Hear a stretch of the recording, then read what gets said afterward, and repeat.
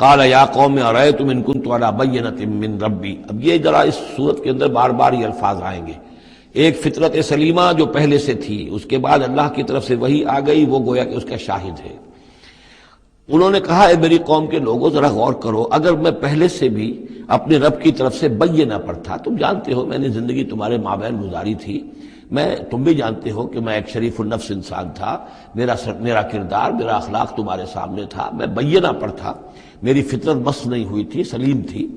وآتانی رحمۃ من عنده، پھر اللہ نے مجھے رحمت بھی عطا فرما دی اپنے پاس سے، یعنی جو وحی آئی ہے میرے پاس وہ اللہ تعالیٰ کی رحمت ہے.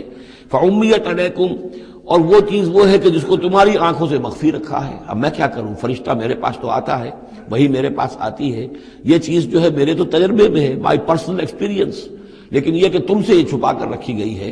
انلزمکموہا وانتم لہا کارہون، بہرحال ہم زبردستی چپکا نہیں سکتے اپنی یہ بات آپ لوگوں کو، اگر آپ کو پسند نہیں ہے، اگر بیزار ہے تو یہ اختیار ہمارے پاس نہیں ہے کہ ہم زبردستی آپ کو ان باتوں کا قائل کر دیں اور یہ باتیں لازماً آپ پر تھوپ دیں.